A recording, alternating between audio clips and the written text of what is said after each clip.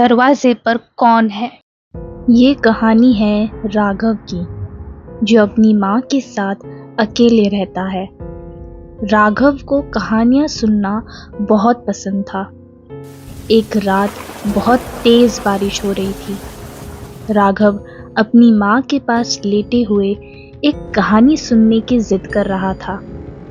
माँ ने पहले मना कर दिया, पर जब राघव ने फिर से कहा तो उन्होंने एक हॉरर स्टोरी सुनाना शुरू कर दिया। उन्होंने बताया, भूत वो होता है जो किसी का भी रूप ले सकता है, मैं, तू, कोई भी। राघव बड़ी ध्यान से कहानी सुन रहा था। घर के अंदर सिर्फ हवा की हल्की सी सरसराहट और माँ की आवाज गूंज रही थी। तभी दरवाजे पर दस्तक हुई।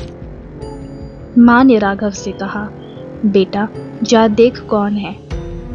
राघव ने डर से कहा, माँ मुझे डर लग रहा है, कहीं भूत ना हो। माँ हल्का सा मुस्कुराई और बोली, अच्छा ठीक है, मैं देखती हूँ। माँ उठकर दरवाजा खोलने गई और वापस आई। कौन था माँ? राघव ने पूछा। माँ गुस्से से बोली, कौन था? हाँ, दरवाजा क्यों नहीं खोला तूने? मैं कब से नॉक कर रही हूँ। वैसे तू किससे बात कर रहा था? राघव ने कांपते हुए कहा, माँ पर आप तो दरवाजा खोलने गई थी ना। माँ एक पल के लिए चुप रही और तभी पीछे से दरवाजे पर फिर से दस्तक हुई। आरे कॉलोनी। राजीव कॉल सेंटर में काम करता था। 10 साल पहले की बात है। उस दिन उसके ऑफिस की पार्टी थी रेनेसेंस होटल में। रात भर दोस्तों के साथ मस्ती करने के बाद वो अपने घर के लिए निकल पड़ा, इकलौता, थका हुआ लेकिन होश में। बाइक में 3 बज रहे थे और हवा में एक अजीब सा सन्नाटा था। आरे के रास्ते से गुजरते वक्त सब कुछ नॉर्मल लग रहा था। दोनों तरफ जंगल। एक लंबे रास्ते पे बस उसकी बाइक की आवाज गूंज रही थी। तभी एक अजीब सी आवाज उसके कान में पड़ी, जैसे उसके साथ कोई दौड़ रहा हो। पहले तो लगा हवा का झोंका होगा, पर फिर उसे वो दौड़ने की आवाज बड़े क्लियरली सुनाई देने लगी। वो 40 किलोमीटर पर आवर की स्पीड से बाइक चला रहा था, लेकिन उसे ऐसा महसूस हुआ जैसे कोई उसके साथ साथ दौड़ रहा हो। किसी इंसान के कदम बाइक के बिल्कुल बगल में। राजीव ने पीछे मुड़कर देखा, कोई भी दिखाई नहीं दे रहा था। पूरा रास्ता खाली, पर वो किसी की दौड़ने की आवाज वो अभी भी रुक नहीं रही थी। एक ठंडी सी हवा उसके चेहरे से टकराई और कुछ पल के लिए उसे ऐसा लगा जैसे कोई सांस ले रहा हो। उसके बिल्कुल पास उसके दिल की धड़कन तेज हो गई। उसने बाइक की स्पीड बढ़ा दी, पर उसके साथ साथ आवाज भी तेज हो गई। एक अदृश्य साया उसके साथ दौड़ रहा था, बिना पैरों के निशान छोड़े हुए। वो चिल्लाया, पर आवाज सिर्फ जंगल में गूंजी। बाइक 60 पे गई, 70 तक ले गया, पर वो साया उसके साथ था, जैसे किसी ने कसम खाई हो उसे रोकने की। एक मोड़ पे जब उसने शार्प टर्न लिया, आवाज एकदम से बंद हो गई। एकदम से सन्नाटा छा गया। पूरे रास्ते में सिर्फ उसकी तेज सांसों की आवाज थी और जंगल का खौफ। वो घर तक तो पहुंच गया, पर उस रात के बाद राजीव कभी उस रास्ते से गुजरा नहीं। आज भी जब उस पल को याद करता है, उसे लगता है कोई था, कोई जो हवा बन चुका था, एक आत्मा जो हर 3 बजे वहां किसी राही का इंतजार करती है। शायद किसी ने उस जंगल में कभी मदद के लिए चिल्लाया था, पर आवाज कभी सुनी नहीं गई। और अब वो साया मदद के लिए वहां से आने जाने वालों के पीछे दौड़ता है। अगर कभी रात के 3 बजे आरे कॉलोनी से गुजरना हो और बाइक के साथ कोई दौड़ रहा है ऐसा महसूस हो, तो समझ जाना तुम अकेले नहीं हो। काला छाता। मुंबई बहुत लोगों के लिए ये नगर सब कुछ है। कहा जाता है मुंबई कभी रुकता नहीं, और इस नगर की सुंदरता भी अलग है। लेकिन बारिश के मौसम में मुंबई और भी सुंदर लगने लगता है। ऐसे ही एक रात बहुत तेज बारिश हो रही थी। लोकल ट्रेन्स डीले थे और रास्तों में पानी भर गया था। निशा जो 28 साल की है, एज अ सॉफ्टवेयर इंजीनियर काम करती है, और कोई ना कोई रीजंस की वजह से वो ऑफिस से लेट निकलती थी। उस रात भी वो 11 बजे निकली। ऑफिस से उस दिन वो अपने साथ छाता लाना भूल गई थी। जैसे तैसे वो स्टेशन तक पहुंचती है। पूरा प्लेटफॉर्म खाली, दूर दूर तक कोई दिखाई नहीं दे रहा था, सिर्फ बारिश की वो तेज आवाज। निशा थोड़ा डरने लगी, पर हिम्मत करके वो आगे बढ़ी। तभी उसकी नज़र एक बेंच पर गई। उस बेंच पर एक छाता पड़ा था, काले रंग का, भीगा हुआ, जैसे कोई छाता रख कर भूल गया हो या जानबूझकर छोड़ा गया हो।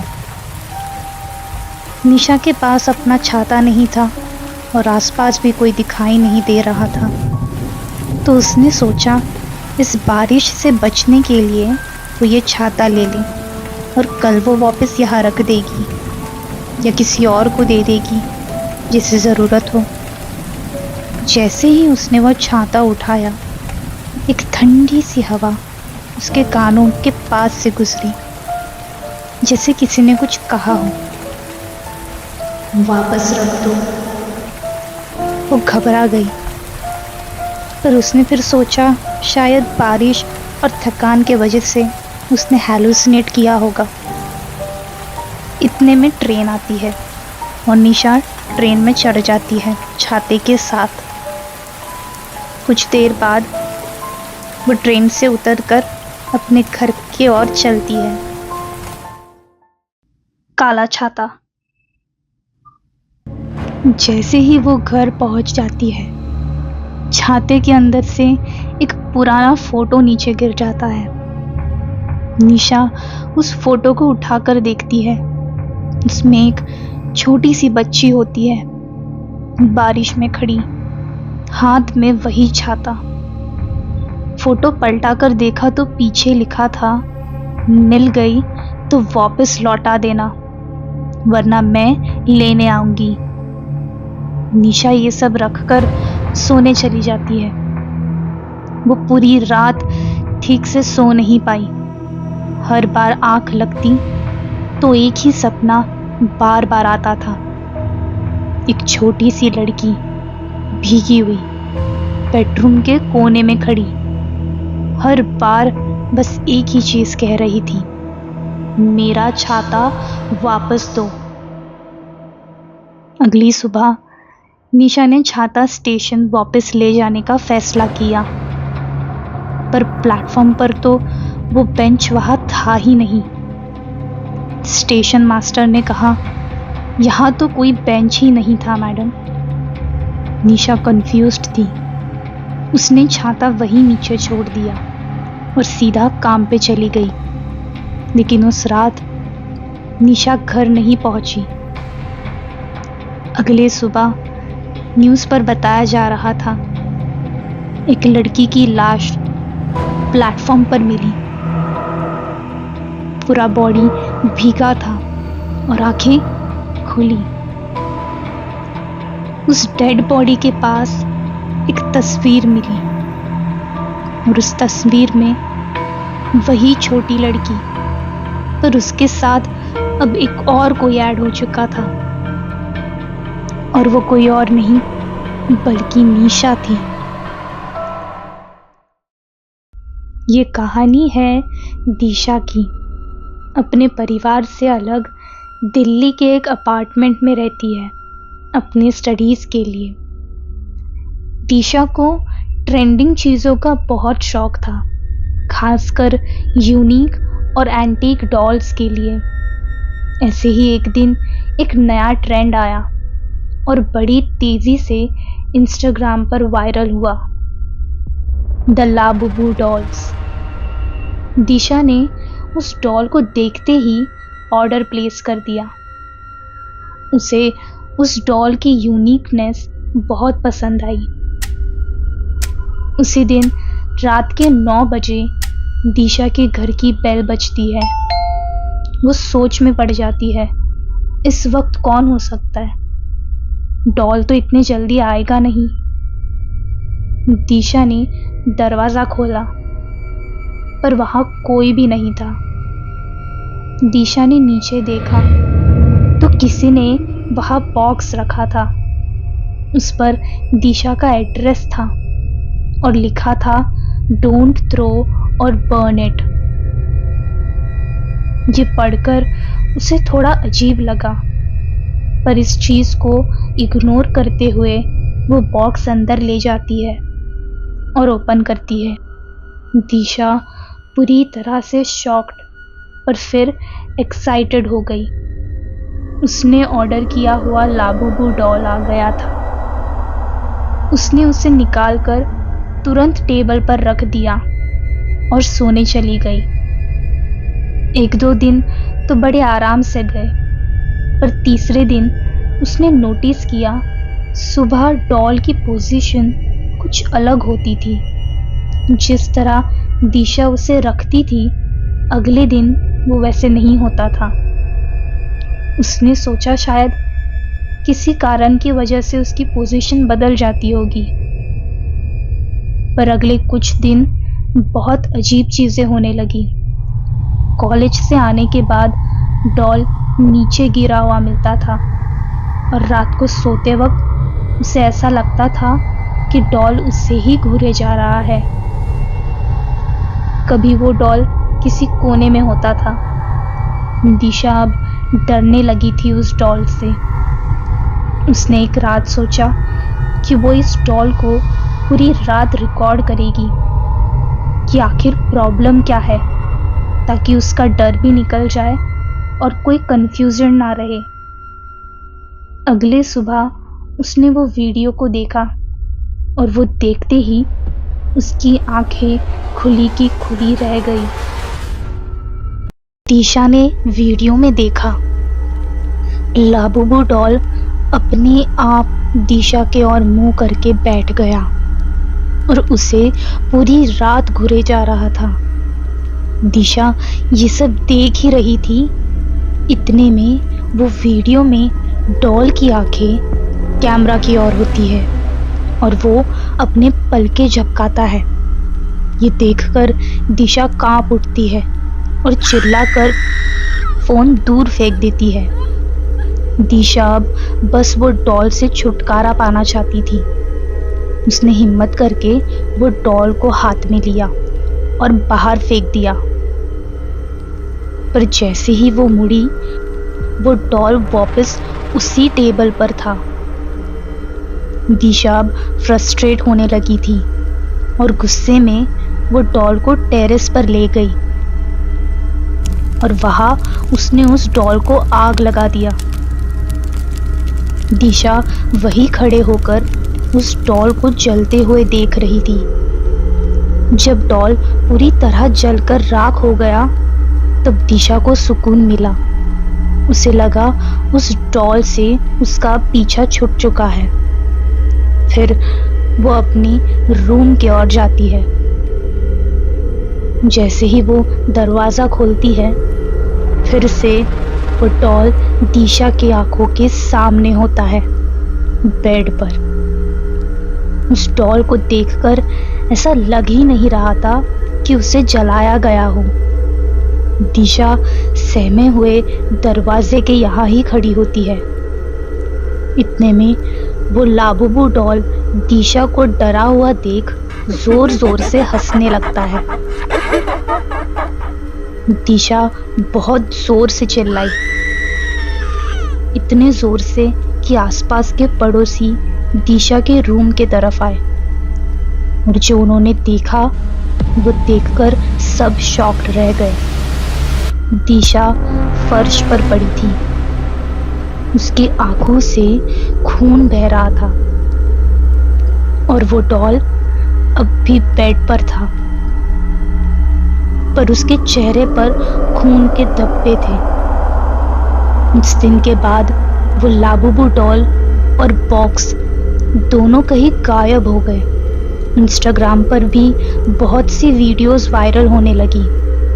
बहुत लोगों का कहना है कि ये लाबुबू डॉल्स डेमोनिक है और इसका डिजाइन हूबहू एक राक्षस से मेल खाता है। रक्षाबंधन एक अनोखा रिश्ता। आप सभी को रक्षाबंधन की ढेर सारी शुभकामनाएं। बहुत लोगों को तो पता ही होगा कि हम ये पावन त्योहार क्यों मनाते हैं। एक समय की बात है, भगवत पुराण और विष्णु पुराण के अनुसार जब भगवान विष्णु ने तीनों लोगों को दानव राजा बलि से जीत लिया था, तब राजा बलि ने उनसे एक रिक्वेस्ट की थी कि भगवान उनके साथ ही उनके महल में रहे। भगवान विष्णु ने उनकी बात मान ली और बलि के साथ महल में रहने लगे। लेकिन लक्ष्मी जी वैकुंठ लौटना चाहती थी।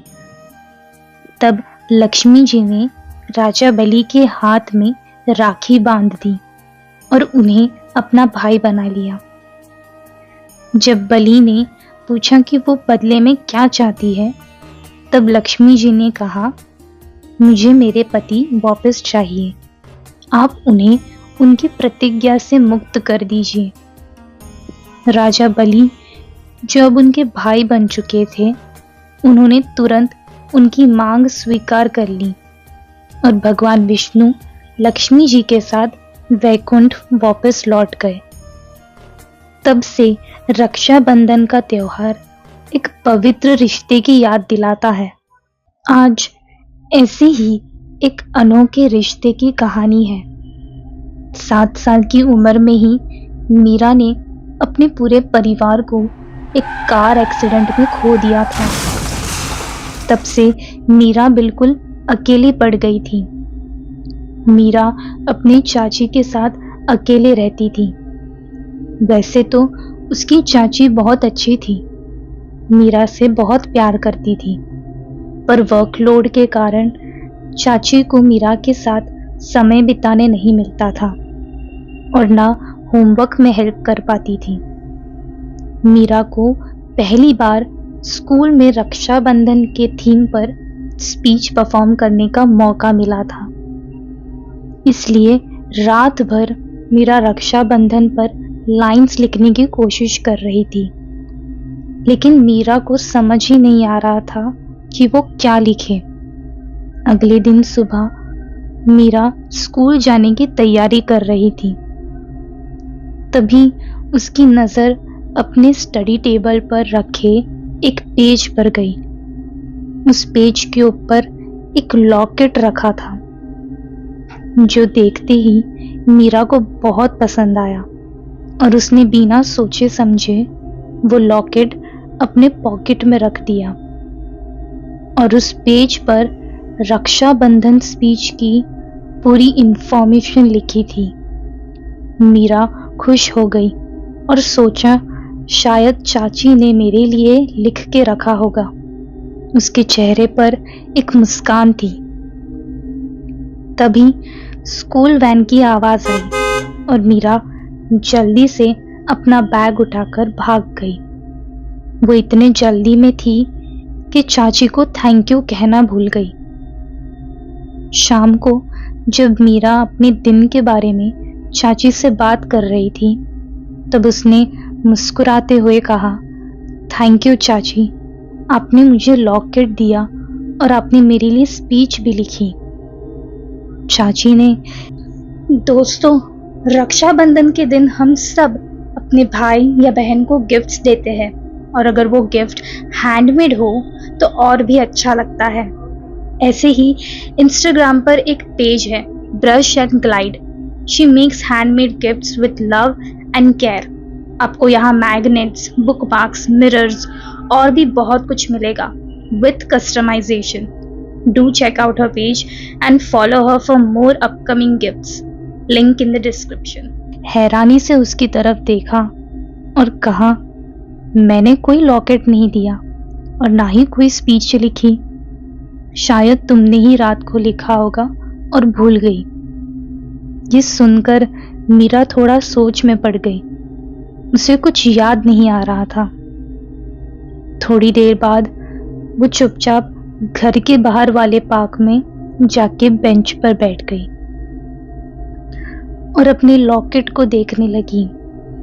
तभी अनामिका नाम की एक लड़की अपने 2 दोस्तों के साथ आई और मीरा को परेशान करते हुए बोली, ये देखो, बेचारी के मम्मी पापा भी नहीं है। फिर तीनों हंसकर पार्क में खेलने चले गए। उसकी बातें सुन के मीरा को बहुत बुरा लगा और वो रोने लगी। तभी मीरा को अपने सामने एक लड़की हाथ में रुमाल लिए खड़ी दिखाई दी। उसके गले में भी वही सेम लॉकेट था जो मीरा के पास था, और वो मीरा को रोते देख उसके पास आके बैठ गई और वो मीरा के आंसू पोंछकर उससे कहने लगी कि वो रोते वक्त बिल्कुल भी अच्छी नहीं लगती। ये सुनकर मीरा के चेहरे पर मुस्कान आ गई। मीरा और वो लड़की काफी देर तक बातें करते रहे। फिर मीरा ने उस लड़की का नाम पूछा तो उस लड़की ने कहा, मेरा नाम रिया है। तभी अचानक अनामिका दर्द से चिल्लाती है और अपने हाथों की ओर देखती है। उसके हाथ पर खरोच थी। अनामिका के हाथ से खून बहने लगा था। अनामिका की आवाज सुन के मीरा की चाची तुरंत पार्क में आती है और ये सब देखकर चाची मीरा को डांटने लगती है। उन्हें लगता है ये सब मीरा ने किया। तभी मीरा के पीछे रिया को खड़ा देख चाची बेहोश होकर जमीन पर गिर जाती है और उनके हाथों से खून बह रहा था। मीरा को कुछ समझ में नहीं आया और वो रोते हुए चाची के पास बैठ गई।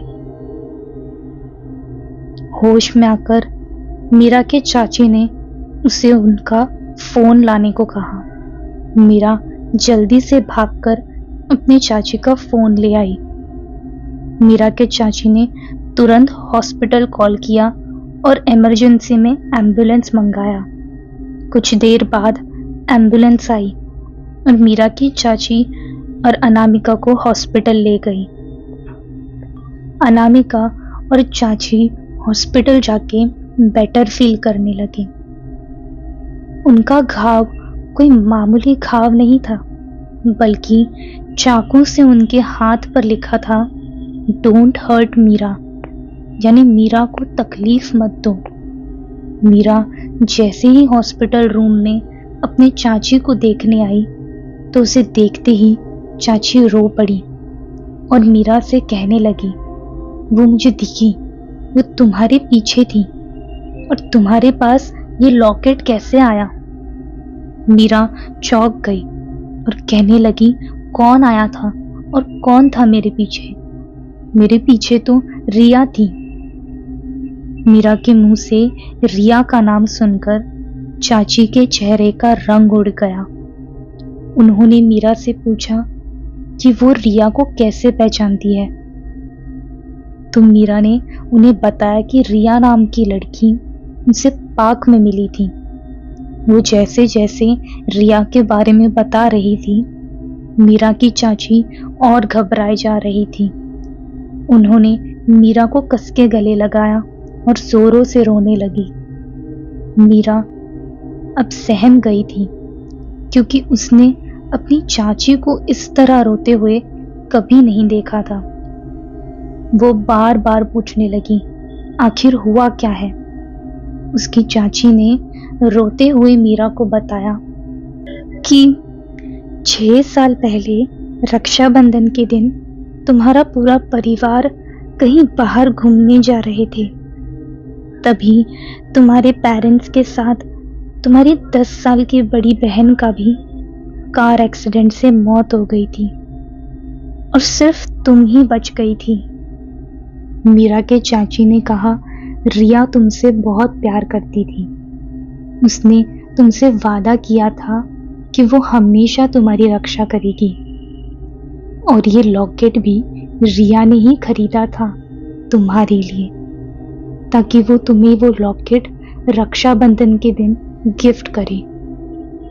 इतना सब सुनकर मीरा के पैरों तले जमीन खिसक गई।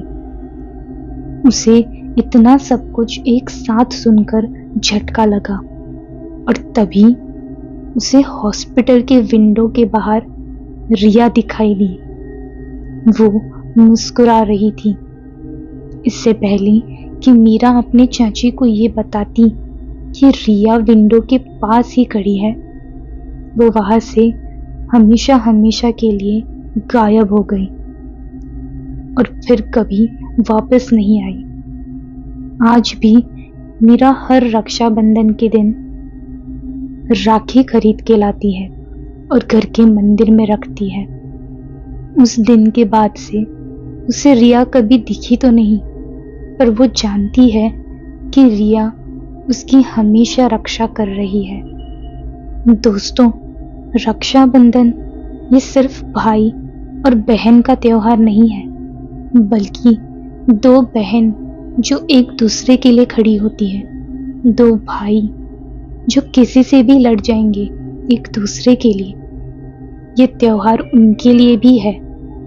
राखी एक धागा जरूर है, पर उससे जुड़ा है प्यार, केयरिंग और एक प्रॉमिस कि मैं हमेशा तुम्हारी रक्षा करूंगी या करूंगा। छलावा। राजस्थान के रेतीलों मैदानों के बीच बसा हुआ है एक छोटा सा गांव, भीमगढ़।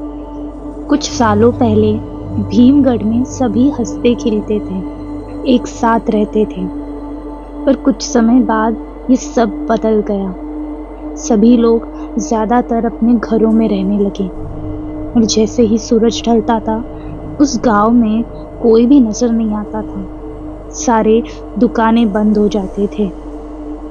आज 15 साल बाद इसी गांव में पाखी अपनी नर्सिंग कोर्स की पढ़ाई पूरी करके लौट रही थी, अपनी मासी शांति से मिलने के लिए। वैसे तो पाखी बहुत खुश थी।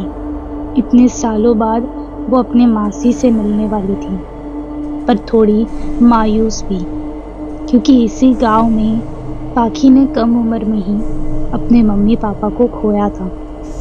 उसका परिवार अब सिर्फ उसकी मासी थी। कुछ देर में ट्रेन भीमगढ़ पहुंच जाती है। पूरा स्टेशन सुनसान था। सिर्फ पाखी उस स्टेशन पर नीचे उतरती है। इतने में पाखी की नजर उसकी मासी की ओर जाती है। वो सामने से आती है, हल्की मुस्कान के साथ उसका स्वागत करती है, पर उनकी आंखों में एक अजीब सा खालीपन था।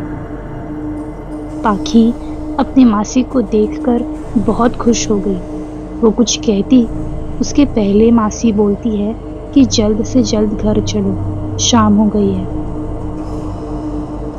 अपने घर की ओर चलते वक्त पाखी देखती है कि गांव की सड़कों पर कोई भी दिखाई नहीं दे रहा। पाखी को थोड़ा अजीब लगा। उसने अपनी मासी शांति से पूछा कि यहाँ कोई दिखाई क्यों नहीं दे रहा और यहाँ इतना सन्नाटा क्यों है। उसकी मासी ने बताया कि शाम होते ही यहाँ छलावा का आतंक होता है। अगर कोई भी शाम को बाहर रहे तो उसे किसी अपने की आवाज़ सुनाई देती है या कोई दिखाई देता है, और अगर वो उसके पीछे जाता है तो फिर कभी लौटता नहीं। इसलिए अब शाम होते ही सब घर के अंदर चले जाते हैं और अगली सुबह तक बाहर नहीं निकलते। मासी और पाखी बात करते करते घर पहुंच जाते हैं। घर काफी पुराना लग रहा था। पुरानी दीवारें और जाली, ये सब पाखी देख ही रही होती है। इतने में उसे ऐसा लगता है जैसे किसी ने उसका नाम लिया हो, पाखी। वो इसे वहम समझकर इग्नोर कर देती है। इतने में मासी खाना खाने के लिए बुलाती है। पाखी खाना खा रही होती है, पर मासी सिर्फ वहां बैठी थी। उन्होंने कहा कि उन्हें भूख नहीं। फिर दोनों सोने जाते हैं। मासी पाखी को अपने कमरे तक छोड़ने आती है और उसे कहती है, चाहे कुछ भी हो जाए, रात को बाहर मत जाना। इतना कहकर मासी वहां से चली जाती है। पाखी थोड़ी सहम गई थी, पर थकान के कारण वो ज्यादा सोचती नहीं है और सो जाती है। रात के 3 बज रहे थे। पाखी को एक सपना आता है कि उसे कोई पुकार रहा है। पाखी बेटा। वो ध्यान से सुनती है तो उसे समझ आता है ये उसकी माँ की आवाज़ है। वो उठकर बाहर जाती है। सामने उसे कुआं दिखाई देता है। तभी उस कुएं के पास माँ सामने आती है और उसे पुकारती है। जैसे ही पाखी आगे बढ़ती है, उसकी माँ का चेहरा भयानक रूप में बदलता है और जोर से चिल्लाती है। पाखी डर के मारे सपने से उठती है। उसे समझ नहीं आता कि उसे ऐसा सपना क्यों आया। खुद को शांत करने के लिए पाखी पानी पीने के लिए उठती है। तभी उसे वही सेम आवाज सुनाई देती है, पाखी बेटा। पाखी कांप उठती है, पर वो खुद को रोक नहीं पाती और बाहर चली जाती है। वो वहीं आकर खड़ी हो जाती है, कुएं के सामने। पर वहाँ कोई भी नहीं दिखाई देता, पर उसे वो आवाज अभी भी सुनाई दे रही थी। पाखी कुएं के पास जाती है और पास पहुंचते ही रुक जाती है। उसे ऐसा लगता है जैसे उसके पीछे कोई है। जैसे ही वो मुड़ती है, वो चौंक जाती है। पाखी की माँ उसके सामने होती है, सपने से बिल्कुल अलग, आंखों में नमी, चिंता। पाखी को कुछ समझ नहीं आ रहा था। तभी उसकी मासी वहां आती है, कुछ मंत्र बोलते हुए, और पाखी को वहां से ले जाती है। मासी पाखी पर गुस्सा होती है कि उन्होंने उसे मना किया था बाहर जाने से। वो पाखी को कहती है कि वो कल यहाँ से चली जाए, उसके लिए यहाँ रहना बिल्कुल भी सेफ नहीं। इतना कहकर मासी अपने कमरे में चली जाती है। सुबह होते ही पाखी घर लौटने की तैयारी कर रही होती है। वैसे तो उसे मासी के साथ वक्त बिताना था, पर जो कुछ भी हो रहा था उस वजह से उसे वहां से जाना पड़ रहा था। पर अचानक मौसम खराब होने लगता है, तेज तूफान शुरू हो जाते हैं। पाखी मासी से कहती है कि आज निकलना ठीक नहीं होगा। वो आज रात यहीं रुक जाती है और कल सुबह वो चली जाएगी। मासी मान जाती है। देखते देखते रात हो जाती है। तूफान भी थम गया था। पाखी अपने कमरे में सोने की कोशिश कर रही थी। इतने में रात के 3 बजे फिर से उसे वो आवाज सुनाई देती है। पाखी अपनी आंखें बंद कर लेती है। उसने ठान लिया था आज वो इस आवाज के पीछे नहीं जाएगी। कुछ देर बाद सन्नाटा छा जाता है। पाखी आंखें खोलकर देखती है। अब कोई भी आवाज नहीं आ रही थी। इतने में उसकी मासी पाखी का नाम लेकर जोर से चिल्लाती है, मानो किसी मुसीबत में हो। पाखी जल्दी से मासी के रूम में जाती है, पर मासी वहां नहीं होती है। फिर वो खिड़की से देखती है कि मासी कुएं के पास खड़ी है। पाखी भागकर मासी के पास जाती है और उन्हें पूछती है कि वो यहाँ क्या कर रही है, पर मासी कुछ नहीं बोलती है। वो बस शांत खड़ी थी। पाखी का दिल तेज धड़कने लगा। वो एक बार फिर मासी को पुकारती है। तब वो अचानक से पलटती है। पाखी डर के पीछे हट जाती है। उसकी मासी का चेहरा उसके सपने जैसा ही होता है, भयानक। उसकी मासी कहती है, मैंने कहा था ना, बाहर मत निकलना, यहाँ से चले जाना। इतना कहकर वो जोर जोर से हंसने लगती है। पाखी ना कुछ बोल पा रही थी और ना ही हिल पा रही थी। इतने में मासी की आंखें पूरी तरह काली हो जाती है और पाखी उन आंखों में देखती है। उसकी भी आंखें काली होने लगती है और वो नीचे गिर जाती है। अगली सुबह गांव वालों को पाखी की लाश मिलती है कुएं के पास। सब आपस में बात कर रहे थे कि ये कैसे आई यहाँ। यहाँ तो कोई नहीं रहता। और जो शांति मासी थी, उनकी तो कुछ दिन पहले ही मौत हो चुकी थी। वश रागिनी को देखने लड़के वाले आए थे, पर रागिनी काफी अपसेट दिख रही थी। अचानक वो उठकर अपने कमरे में चली जाती है। लड़के वाले ये बिहेवियर देखकर नाराज हो जाते हैं और वहां से उठकर चले जाते हैं। दरअसल रागिनी के पापा चाहते थे कि उसकी शादी उनके पसंद के लड़के से हो, जो वेल सेटल्ड हो, अच्छी नौकरी, अच्छा घर हो। पर रागिनी किसी और से प्यार करती थी, ध्रुव एक अच्छा गेमर था। अपना करियर वो यूट्यूब पर बनाना चाहता था। रागिनी और ध्रुव कॉलेज के फर्स्ट ईयर में मिले और सेकेंड ईयर में दोनों साथ आए। कॉलेज के लास्ट ईयर में एक दिन रागिनी और ध्रुव बाइक पर घूम रहे थे, क्लास बंक करके। तभी रागिनी के पापा ने उन दोनों को एक साथ देख लिया। वो काफी गुस्सा हो गए। रागिनी के घर आते ही उसके पापा उसे बहुत चिल्लाते हैं और उसका बाहर आना जाना बंद कर देते हैं। बहुत दिनों तक रागिनी कॉलेज नहीं गई थी और ना ही उसकी बात ध्रुव से हो रही थी। इसलिए ध्रुव बहुत परेशान हो गया। उसने बहुत बार उसे कॉल करने की कोशिश की, पर उसने जवाब नहीं दिया।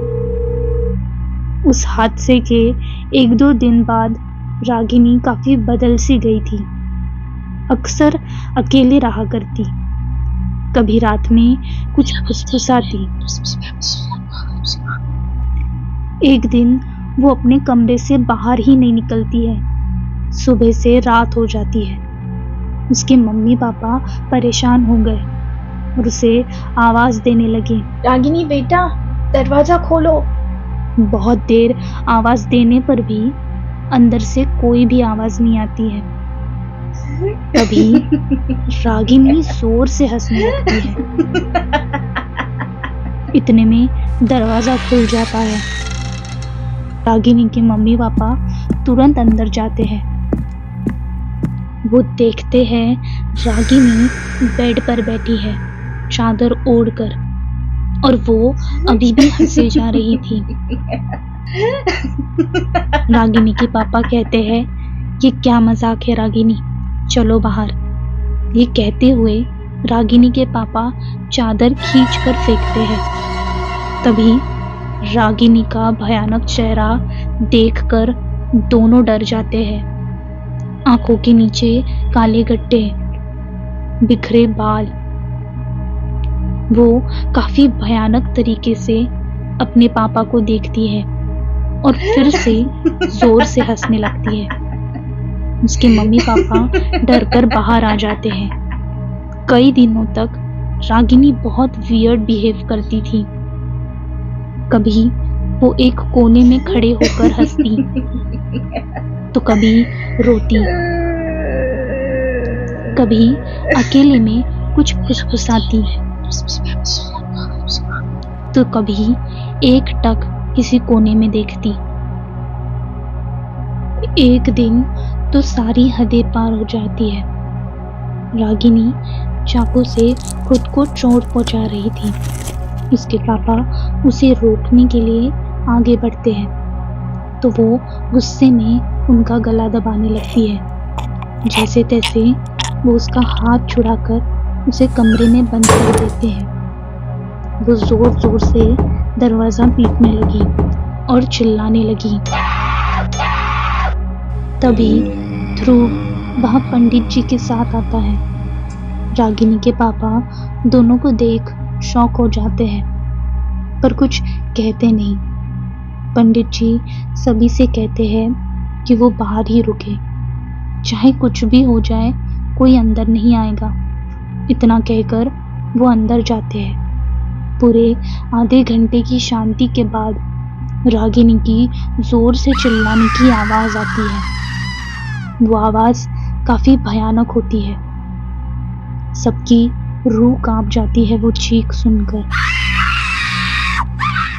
पंडित जी बाहर आते हैं और कहते हैं, चाहे जो हो जाए, मैंने जो लॉकेट रागिनी को पहनाया है वो कभी मत निकालना।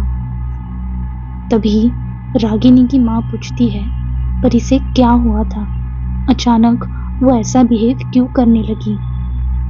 तब पंडित जी बताते हैं कि आपकी बेटी पर किसी ने वशीकरण किया था और वो आपका ही कोई करीबी है।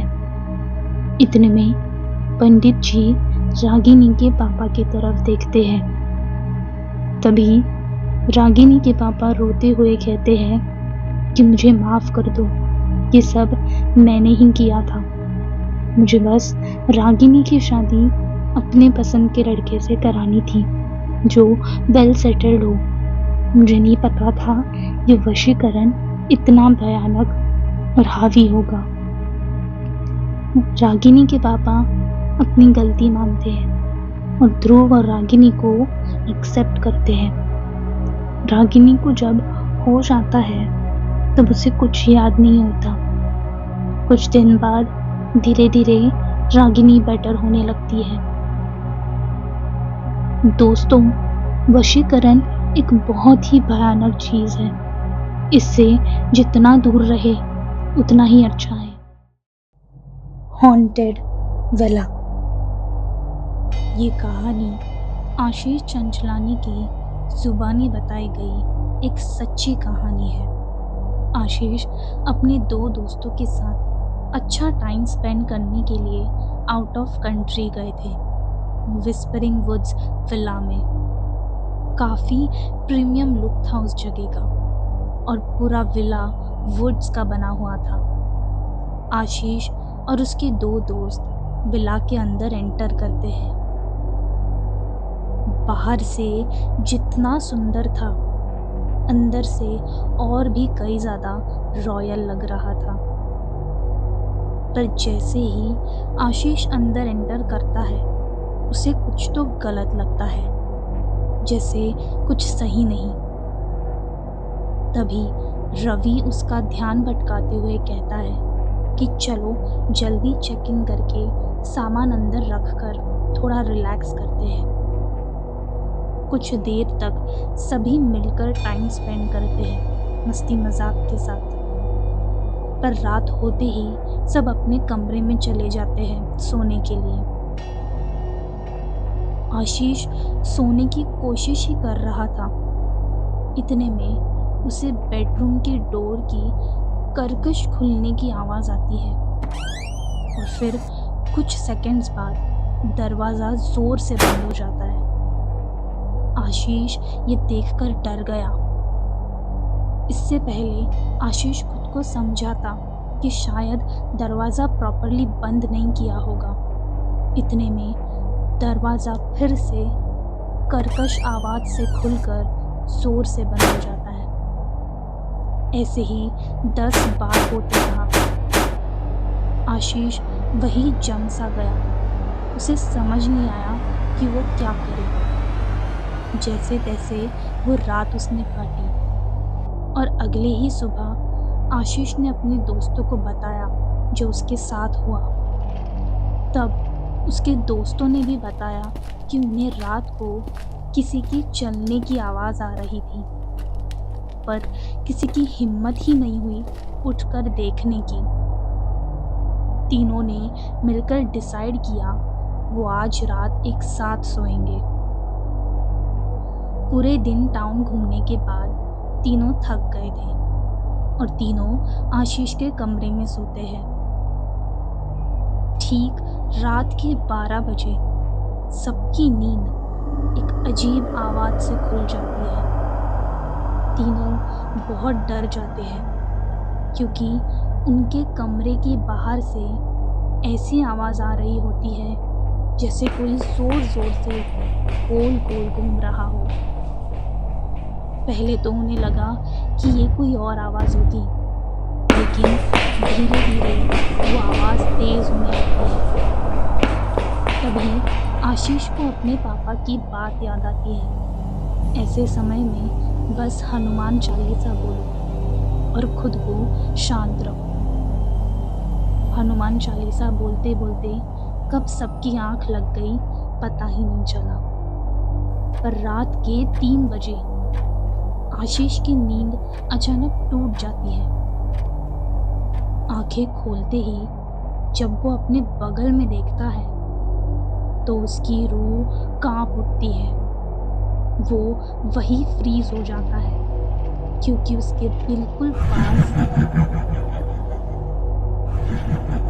आशीष जोर से चिल्लाता है और कुछ ही सेकंड में वो साया गायब हो जाता है। उस रात कोई भी सो नहीं पाया। अगले ही दिन सबने दूसरा होटल ढूंढना शुरू किया और वो एक पास के एकाकी होटल तक पहुंच गए। पर वो जगह पहले वाले से भी ज़्यादा क्रीपी लग रही थी। जैसे ही आशीष और उसके दोस्त अंदर गए, सभी लोग उन्हें बिना किसी एक्सप्रेशन के घूर रहे थे। और सबसे अजीब बात ये थी कि वहाँ हर तरफ क्रीपी डॉल्स लटके हुए थे।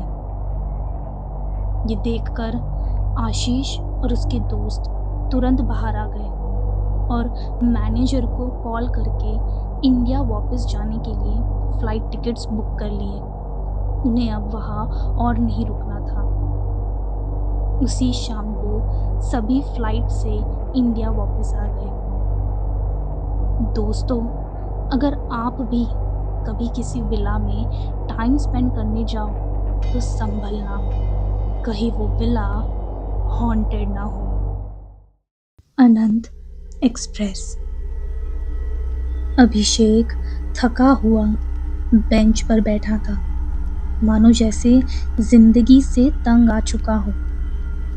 तभी बलारा जंक्शन पर रात के ठीक 8 बजे एक ट्रेन आती है, अनंत एक्सप्रेस। अभिषेक उस ट्रेन में चढ़ता है। चढ़ते ही वहाँ पर एक अनाउंसमेंट होती है, अनंत एक्सप्रेस में आपका स्वागत है। अभिषेक सभी सीट्स की तरफ देखता है। पूरी बोगी में दूर दूर तक कोई दिखाई नहीं दे रहा था। एक अजीब सा सूनापन था। उसके दिल की धड़कन तेज हो गई थी। एक लंबी सांस लेकर वो खुद को शांत करता है और तुरंत दूसरे बोगी में जाता है। वहाँ पर भी कोई दिखाई नहीं दे रहा था। थोड़ा आगे बढ़ते ही उसकी नज़र एक विंडो पर जाती है। जिस पर लिखा था रन, डोंट अबोर्ड। वो पास जाकर देखता है तो पता चलता है ये खून से लिखा गया था। एक अजीब सी स्मेल आने लगती है। अभिषेक बहुत डर जाता है और तुरंत पहले वाले बोगी में जाता है। और जो वो देखता है अपने सामने, वो वही फ्रीज हो जाता है।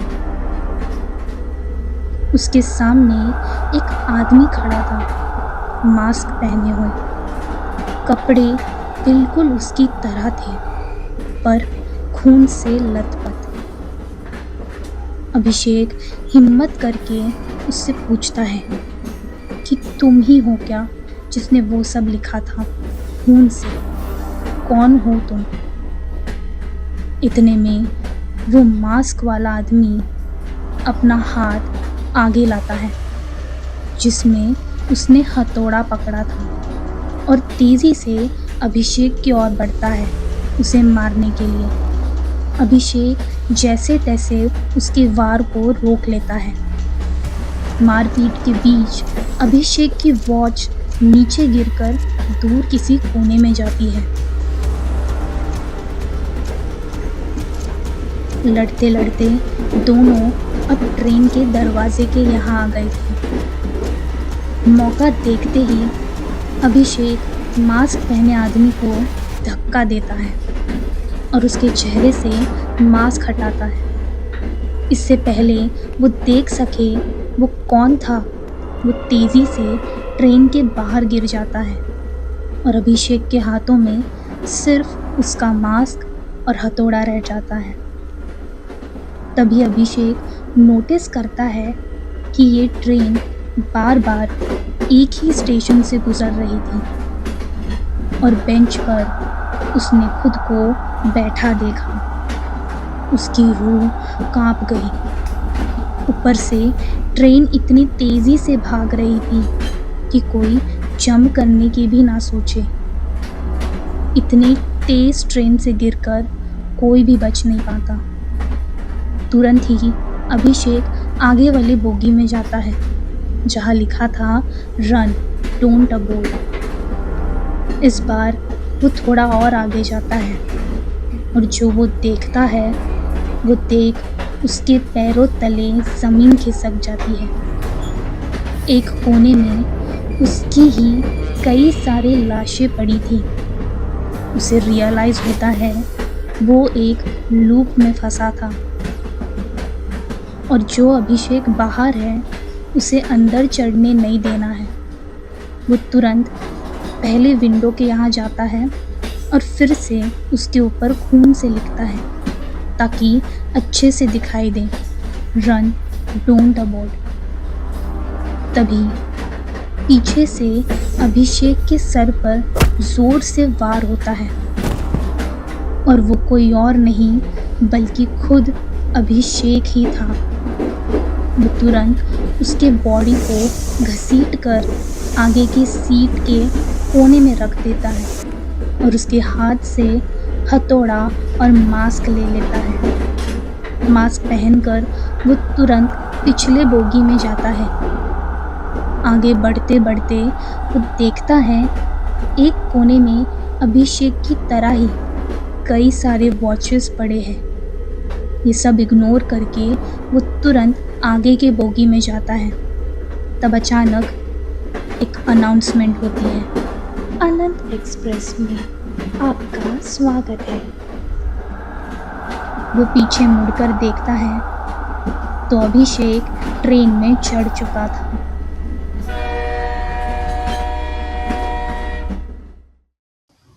Last delivery. क्रिसमस की रात थी। हर तरफ लाइट्स चमक रही थी। लोग एक दूसरे को गिफ्ट्स दे रहे थे और खुशी से सेलिब्रेट कर रहे थे। इस हलचल के बीच चर्चेस से कैरोल्स की आवाज़ें आ रही थी। जहाँ सब सेलिब्रेट कर रहे थे, एंजॉय कर रहे थे, वहीं दूसरी तरफ जॉन, एक फूड डिलीवरी बॉय, अपनी लास्ट डिलीवरी के लिए निकला था। उसका डेस्टिनेशन था 6th floor, flat number 105, saint Mary apartments. Location पर पहुंचते ही उसे अजीब सा लगता है। वो जल्दी से लिफ्ट के पास जाता है, पर लिफ्ट बंद होती है। जॉन को मजबूरन स्टेज से 6th फ्लोर तक जाना पड़ता है। फर्स्ट फ्लोर पर वो देखता है कि सभी रूम्स के दरवाज़ों के सामने एक गिफ्ट बॉक्स रखे हुए हैं, लेकिन किसी ने भी उन्हें अंदर नहीं लिया था। जब वो 2nd फ्लोर पर पहुंचता है तो वहाँ भी सेम गिफ्ट बॉक्सेस रखे होते हैं, पर इस बार वो दरवाज़ों के बिल्कुल बगल में रखे हुए थे, जैसे किसी ने जानबूझकर उन्हें थोड़ा सा हटा दिया हो। 3rd फ्लोर पर पहुंचते ही जॉन देखता है कि सभी गिफ्ट बॉक्सेस थोड़े से खुले हुए थे। अब वो घबरा चुका था। वो बस तुरंत डिलीवरी पूरी करके घर जाना चाहता था। इसी घबराहट के साथ वो तेजी से 4th फ्लोर की तरफ बढ़ता है। इस बार सभी गिफ्ट बॉक्सेस पूरी तरह खुले थे, पर अंदर कुछ भी नहीं था। भागते हुए वो 5th फ्लोर पर आता है। इस बार सभी बॉक्सेस के अंदर एक फोटो होती है। जॉन के पसीने छूट जाते हैं।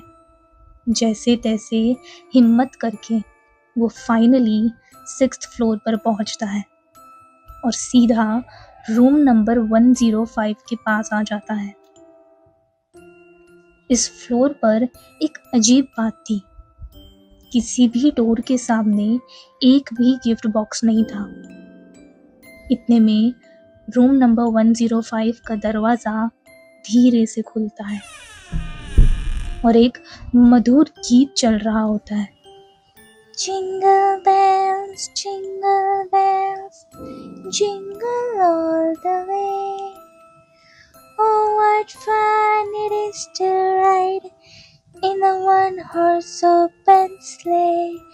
Hey, jingle bells, jingle all the way. Oh, what fun it is to ride in a one-horse open sleigh. और सामने कोई भी नहीं था, बस एक बड़ा सा क्रिसमस ट्री था जो अंधेरे में चमक रहा था और भी खूबसूरत लग रहा था। लेकिन उस ट्री के नीचे वैसे ही रेड गिफ्ट बॉक्सेस पड़े थे। जॉन आवाज़ लगाता है, पर जब कोई रिप्लाई नहीं आता तो वो अंदर चला जाता है। क्यूरियोसिटी के साथ वो एक गिफ्ट बॉक्स को उठाता है और उसके अंदर अपनी ही तस्वीर देखता है। ये देखकर वो दंग रह जाता है। तभी पीछे से एक लड़के की आवाज़ आती है, Merry Christmas! अगले ही दिन से जॉन गायब था। उसके पेरेंट्स ने तुरंत मिसिंग रिपोर्ट करवाई। पुलिस ने जब उसकी लास्ट लोकेशन ट्रेस की तो वो भी चौंक गए। कहते हैं सेंट मैरी अपार्टमेंट्स एक पुराना खंडर है जहाँ सालों से कोई नहीं रहता। लोकल लोगों का कहना था कि जो भी वहाँ जाता है वो कभी वापस नहीं आता। और हैरानी की बात तो ये थी कि जितने भी लोग वहाँ से मिसिंग हुए थे उन सबके पास्ट में किसी ना किसी ने एक गलत काम किया था। एरोप्लेन। प्रीति की आज पहली फ्लाइट थी। उसका एयर होस्टेस बनने का सपना फाइनली पूरा हुआ। वो काफ़ी नर्वस और एक्साइटेड थी अपने फर्स्ट फ्लाइट के लिए, पर उसे क्या पता था जो उसके साथ आगे होने वाला था। उसके बाद वो शायद कभी भी उड़ना नहीं चाहे। प्रीति सभी पैसेंजर्स को वेलकम करती है और सुरक्षा प्रदर्शन करती है। सब कुछ स्मूथली होता है। प्लेन टेक ऑफ करती है। कुछ समय बाद सीट नंबर 34B से बेल बजती है। प्रीति तुरंत वहां जाती है। वहां पर एक आदमी सोया था और उसके बगल में ही एक लेडी बैठी थी। वो काफी कमजोर लग रही थी पर प्रीति को मुस्कुरा कर देख रही थी। प्रीति बोलती है, how may I help you ma'am. तभी वो लेडी कहती है कि उसे एक ब्लैंकेट चाहिए उसके हस्बैंड के लिए। उन्हें ज़्यादा ठंड में प्रॉब्लम होती है। क्या आप प्लीज़ अरेंज कर सकते हो। तभी अचानक लाइट्स फ्लिकर होती है।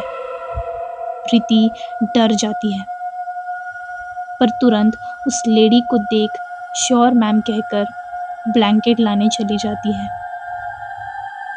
प्रीति जब वापस लौटती है तो वो लेडी वहां नहीं होती है। उसे लगता है शायद वो वॉशरूम गई होगी। कुछ देर रुकने के बाद भी वो नहीं आई तो उसने उनके हस्बैंड को उठाया और कहा, ये ब्लैंकेट आपकी वाइफ ने मंगाया था। तब वो आदमी प्रीति को शॉक्ड एक्सप्रेशन के साथ देखता है और वो उसकी वाइफ की फोटो बताता है और वो देख प्रीति के दिल की धड़कन तेज हो जाती है। वो कहती है, इन्होंने ही ब्लैंकेट मंगाया था। तब वो आदमी बताता है, रिसेंटली ही उसकी वाइफ की डेथ हो गई है और उसकी बॉडी कार्गो होल्ड में है। ये सुनकर प्रीति के पसीने छूट जाते हैं। प्रीति सॉरी कहकर तुरंत क्रू रेस्ट कंपार्टमेंट में जाती है रेस्ट करने के लिए। उस फ्लाइट के बाद प्रीति कुछ महीनों के लिए ब्रेक ले लेती है। वो रात। आज की कहानी हमारे एक सब्सक्राइबर की है जो उनके साथ हुई है। So thank you so much Rehan for sharing your experience with us. उस दिन की शुरुआत बिल्कुल नॉर्मल हुई थी, हमेशा की तरह। पर शाम होते होते सब कुछ बदल गया।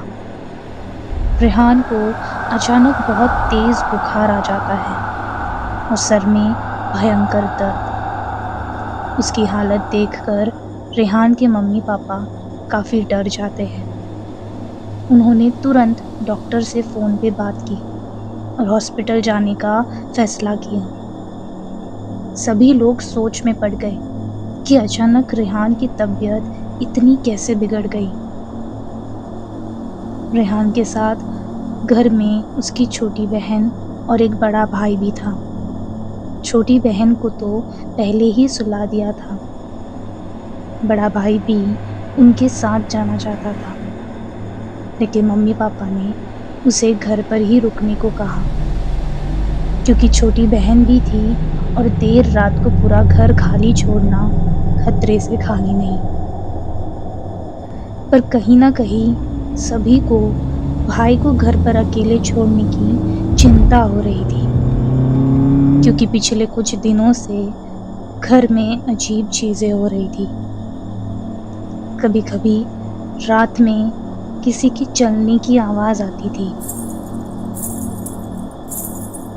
दरवाजे अपने आप खुल जाते थे और हवा में एक अजीब सा डर महसूस होता था। लेकिन सभी ने इन चीज़ों को इग्नोर किया। तीनों हॉस्पिटल पहुंच जाते हैं। डॉक्टर बताते हैं हालत उतनी गंभीर नहीं थी जितने उन्होंने सोची थी, लेकिन रेहान को आराम की ज़रूरत थी। डॉक्टर की सलाह के बाद कुछ देर हॉस्पिटल में रुकना पड़ा, जिससे उनकी चिंता कुछ हद तक कम हुई। लेकिन अभी भी अकेले भाई को लेकर मन में डर बना हुआ था। सभी वापस घर जा रहे थे। तब रात के 10 बज चुके थे। घर लौटते समय रास्ते में सब चुप थे, पर मन में एक अजीब सा डर बना हुआ था। जैसे वो सब घर के पास पहुंचे, उन्होंने महसूस किया हवा में एक अजीब सी ठंडक थी, जो उस वक्त के मौसम के हिसाब से बिल्कुल असामान्य थी। गर्मी के इस मौसम में ये ठंडी हवा आना किसी अनहोनी का संकेत दे रही थी। दरवाजे पर पहुंचते ही मम्मी ने धीरे से कहा, कुछ अजीब नहीं लग रहा यहाँ? पापा ने तुरंत उन्हें चुप रहने का इशारा किया। जैसे ही दरवाज़ा खुला, उनके शरीर में कपकपी भरने लगी। पूरे घर में अजीब सा सन्नाटा था। उनका घर हमेशा हलचल से भरा रहता था, लेकिन उस दिन घर के अंदर एक अजीब सी खामोशी थी। रेहान अपने बड़े भाई के पास गया और हल्के से उसके कंधे पर हाथ रख के हिलाया।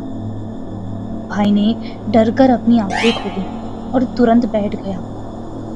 उसकी आंखें बड़ी बड़ी हो गई थी और चेहरा पसीने से भीगा हुआ था। क्या हुआ, तुम ठीक हो ना? रेहान ने घबरा कर पूछा। भाई ने उसकी तरफ देखा और अचानक जोर जोर से चीखने लगा। उसकी चीखें इतनी जोर से गूंज रही थी कि सबके दिलों में डर बैठ गया। मम्मी और पापा दौड़कर कमरे में गए। भाई की हालत अजीब हो गई थी, जैसे कोई उसे कंट्रोल कर रहा हो। उसकी आंखें अजीब तरीके से घूम रही थी। पापा ने उसे पकड़ने की कोशिश की, लेकिन वो इतनी जोर से चीखने लगा कि पूरा घर जैसे कांप उठा। उसकी चीख किसी आम इंसान की तरह नहीं लग रही थी। उसमें एक अजीब सी गूंज थी, जैसे वो किसी और के लिए चिल्ला रहा हो। फिर अचानक वो बेहोश हो गया। परिवार ने तुरंत उसे होश में लाने की कोशिश की। मम्मी ने उसके चेहरे पर पानी के छींटे मारे। कुछ देर बाद जब उसे होश आया तो उसकी सांसें तेज चल रही थी और उसकी आंखों में एक अजीब सा डर था। जब उससे पूछा गया कि क्या हुआ था, तो उसने धीरे से कहा, मुझे नहीं पता। ऐसा लगा जैसे कोई मेरे अंदर घुस गया हो। मेरी चीखें मेरी नहीं थी, कोई और था जिसने मुझे कंट्रोल किया था। सब उसकी बात सुनकर हैरान रह गए। फिर रेहान ने उससे पूछा कि जब वो सब हॉस्पिटल में थे तब क्या हुआ था। कुछ देर सोचने के बाद बड़े भाई ने बताया, हाँ, जब आप सब बाहर थे तो मुझे बालकनी से चूड़ियाँ बजाने की आवाज़ आ रही थी। पहले मैंने सोचा कि शायद कोई सड़क पर चल रहा होगा, लेकिन जब आवाज़ लगातार तेज़ होने लगी तो मैं बालकनी में गया। वहाँ कोई नहीं था, लेकिन ऐसा लगा जैसे कोई मुझे देख रहा था। उसकी बातें सुनकर सबको और डर लगने लगा। उसने आगे बताया, मैं वापस कमरे में आया, लेकिन फिर मुझे बहुत अजीब महसूस हो रहा था। ऐसा लग रहा था जैसे मेरे पास कोई खड़ा हो, और फिर मेरी आंखें भारी होने लगी। उसके बाद मुझे कुछ याद नहीं, बस इतना कि मैं सो गया। उसकी बात सुनकर सबको एहसास हुआ कि उस घर में कुछ बहुत अजीब और डरावना है। वो रात रेहान और उसके परिवार के लिए एक ऐसी रात बन गई जिसे वो कभी नहीं भूल सकते थे। बछुआ। नंदिनी 7 मंथ्स प्रेग्नेंट थी। वो अपने मायके जाना चाहती थी ताकि वो शांत जगह रह सके, शोर से दूर, और आने वाले बेबी के लिए एक अच्छा एनवायरनमेंट हो। नंदिनी और रुद्र तुरंत ही बाल नगर के लिए निकलते हैं, जहाँ नंदिनी के मम्मी पापा रहते हैं।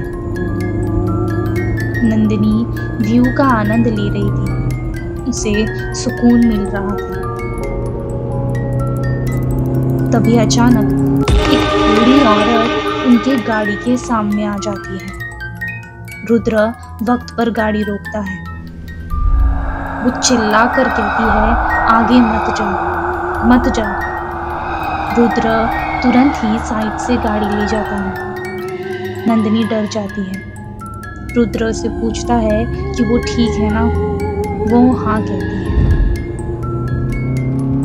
वो लोग गांव पहुंच जाते हैं। रात हो चुकी थी। नंदिनी इतनी थक चुकी थी कि वो तुरंत फ्रेश होकर मम्मी पापा से मिलकर सोने चली जाती है। बीच रात नंदिनी अचानक उठ जाती है। उसे छोटे बच्चे की हंसने की आवाजें आ रही थी। वो बाहर जाकर देखती है तो दूर दूर तक कोई नहीं था। अगले दिन नंदिनी बाहर टहल रही थी, आंगन में। नंदिनी जैसे ही मुड़ती है वो डर जाती है। उसके आंगन में ही एक छोटा बच्चा खड़ा था। उसकी आंखें पूरी तरह सफेद थी। वो एकटक बस नंदिनी के पेट की तरफ देख रहा था। नंदिनी वही बेहोश हो जाती है। परिवार उसे तुरंत अंदर ले जाते हैं। होश आते ही वो सब बताती है।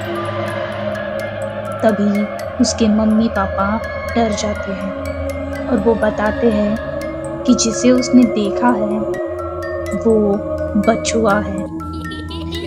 मम्मी आगे बताती है, इस गांव में कई साल से ऐसे केसेस देखे गए हैं जहाँ जिसकी डेथ होने वाली होती है उसे बछुआ दिखाई देता है। नंदिनी बहुत डर जाती है। मम्मी कहती है, डरो मत, हम कुछ ना कुछ करेंगे, तुम आराम करो, कुछ नहीं होगा। हम पंडित जी से बात करके आते हैं। शाम हो गई थी। रुद्र की आंख लग गई थी।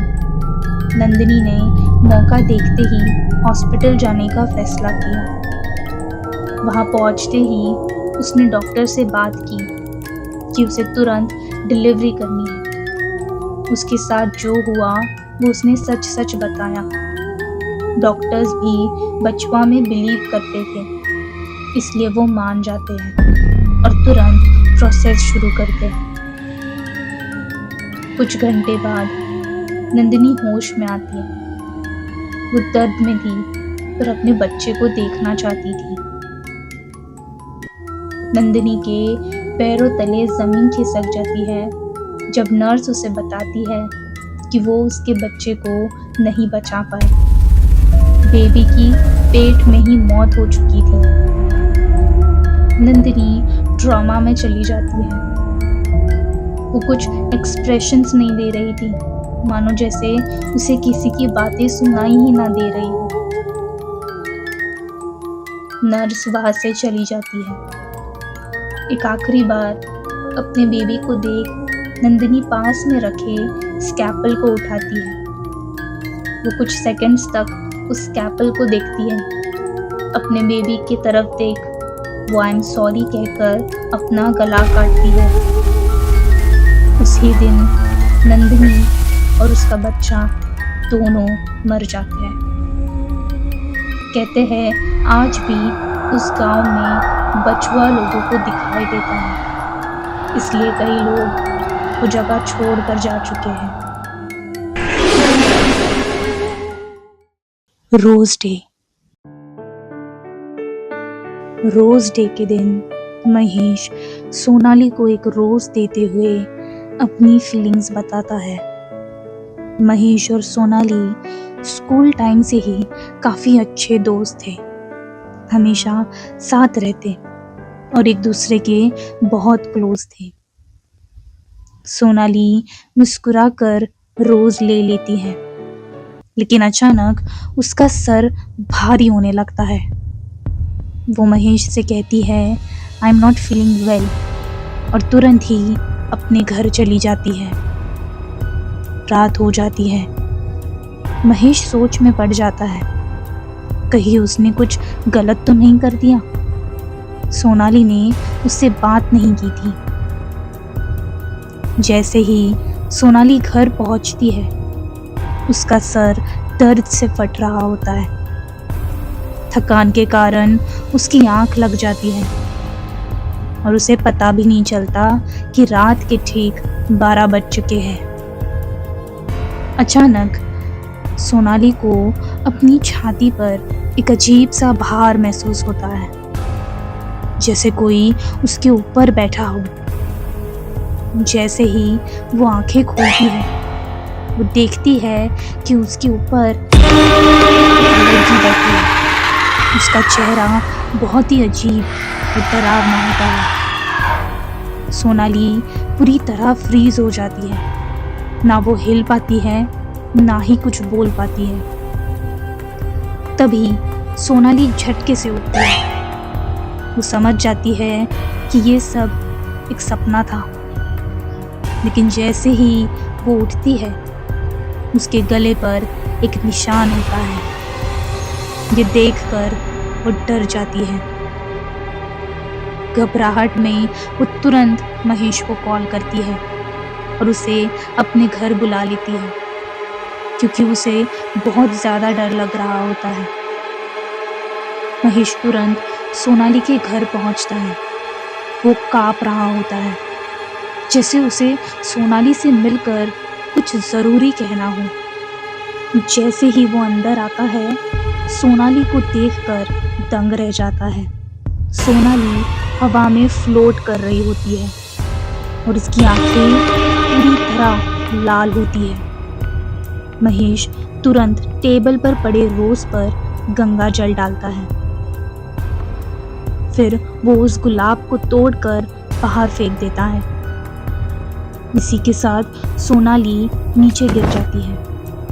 अगले दिन महेश बताता है कि वो रोज उसने नहीं खरीदा था, वो रोज उसे संजना ने दिया था। संजना महेश को दीवानों की तरह चाहती थी, लेकिन महेश ने अनजाने में उसे सोनाली के बारे में बता दिया था। तभी संजना ने ठान लिया था कि वो दोनों को अलग करेगी। रोज देने के बाद महेश के दोस्त ने उसे कॉल पर बताया था कि संजना से दूर रहना चाहिए, क्योंकि वो ब्लैक मैजिक करती है। वो लड़की ठीक नहीं। तब महेश को एहसास होता है कि सोनाली के साथ जो कुछ हो रहा था वो क्यों हो रहा था। डूमस बीच। जतिन को फोटोग्राफी का बहुत शौक था और साथ ही उसे घूमना भी बहुत पसंद था। एक दिन वो यूं ही डिसाइड करता है कि वो एक सोलो ट्रिप पर जाएगा और वो जगह चुनता है डूमस बीच, गुजरात का सबसे फेमस स्पॉट जो सूरत में है। कहा जाता है बहुत वर्षों पहले यहाँ मृत हिंदुओं का अंतिम संस्कार किया जाता था। लोकल्स का कहना है कि उनकी आत्मा आज भी वहाँ भटकती है और बीच की काली रेत उन डेड बॉडीज की राख है जो बीच के सफ़ेद रेत के साथ मिल गई। जतिन ने भी इस बारे में सुना था, पर वो इन सब बातों में विश्वास नहीं करता था और अपने सोलो ट्रिप के लिए निकल पड़ता है। फाइनली लंबे सफ़र के बाद वो डूमस बीच पहुंचता है। शाम के 6:30 बज रहे थे। सूरज ढल ही रहा था। वहाँ का नज़ारा बहुत ही खूबसूरत था। एक अजीब सी शांति, सुकून था। जतिन फोटोज क्लिक करने लगता है। तभी अचानक उसे किसी बच्चे की चिल्लाने की आवाज़ आती है। कुछ देर पहले ही थोड़ी दूर कुछ बच्चे खेल रहे थे, पर अब वहाँ दूर दूर तक कोई नहीं था। जतिन बिना सोचे समझे तुरंत उस आवाज़ के ओर जाता है। उसे लगता है कोई बच्चा शायद डूब ना गया हो और मदद के लिए चिल्ला रहा हो। तैरते तैरते जतिन को समझ ही नहीं आया कि वो बहुत अंदर आ चुका था। तभी अचानक जतिन को ऐसा लगता है जैसे किसी ने उसके दोनों पैर पकड़े हैं। अचानक उसे कोई नीचे खींचने लगता है। जतिन झटपटाने लगा। जैसे तैसे वो बाहर निकलता है। जतिन को कुछ समझ नहीं आया उसके साथ क्या हुआ, पर वो तुरंत वहां से चला गया। अब वो रोने की आवाज़ हंसी में बदल गई थी। अगले दिन अपने होटल में जब उसने क्लिक किए हुए फोटोज देखे तो उसके होश उड़ गए। उन फोटोज में कोई भी बच्चे नहीं थे जो खेल रहे हो, और पानी में 2 जले हाथ दिखाई दे रहे थे। वो तुरंत फोटोज डिलीट कर देता है। उस दिन के बाद जतिन ने कभी भी इन चीज़ों को हल्के में नहीं लिया और सोलो ट्रिप्स पर तो वो फिर कभी नहीं गया। Baby sitter. मैक्स 18 साल की हो चुकी थी। कुछ पैसे जमा करने के लिए वो बेबी सिट करना शुरू करती है। हाल ही में उसे एक नया घर मिलता है जिनके ओनर थोड़े ज़्यादा पैसे दे रहे थे। काफ़ी अमीर भी थे वो लोग। मैक्स वहाँ पहुँच जाती है। घर काफ़ी बड़ा था। लिविंग रूम बड़ा, ऊपर के फ्लोर पर कई सारे रूम्स, कई सारे एंटिक्स भी थे। मैक्स पेरेंट्स से मिलती है। वो बताते हैं दोनों बच्चे सो चुके हैं, उनका ध्यान रखना। बच्चों का नाम था जैक और जेसी। पेरेंट्स जाने से पहले एक रूल बोलते हैं कि मैक्स सिर्फ बेसमेंट में रह सकती है, बाकी घर के किसी भी रूम को वो यूज़ नहीं कर सकती। सारी ज़रूरत की चीज़ें बेसमेंट में रखी गई हैं। इतना कहकर वो बाहर चले जाते हैं। मैक्स बेसमेंट में बैठे टीवी देख रही थी। तभी उसकी नज़र एक कोने पर जाती है और वो दंग रह जाती है। एक क्रीपी सा क्लाउन स्टैचू कोने में था। मैक्स उसे इग्नोर करते हुए टीवी देखती है, पर बार बार उसे ऐसा महसूस हो रहा था कि वो क्लाउन की क्रीपी नज़र उस पर ही है। मैक्स थोड़ा डर कम करने के लिए उसके ऊपर चादर ओढ़ देती है और वो तुरंत जेम्स यानी कि बच्चों के पापा को कॉल करके बताती है कि बेसमेंट में एक बहुत ही क्रीपी सा क्लाउन स्टैचू है और मुझे डर लग रहा है। क्या वो किसी और रूम में शिफ्ट हो सकती है? तभी मैक्स के होश उड़ जाते हैं जेम्स की बातें सुनकर। वो चिल्ला कर बोलता है, तुरंत बच्चों को लेके वहाँ से निकलो, हमारे पास कोई क्लाउन स्टैचू नहीं। कुछ दिन से बच्चे बता रहे थे कि उनके रूम में उन्हें क्लाउन दिखता है, पर हमने सोचा वहम होगा बच्चों का। मैक्स घबरा कर पीछे देखती है तो वो वही जम सी जाती है। वहाँ अब कोई क्लाउन नहीं था, बस नीचे वो चद्दर गिरा हुआ था। After school.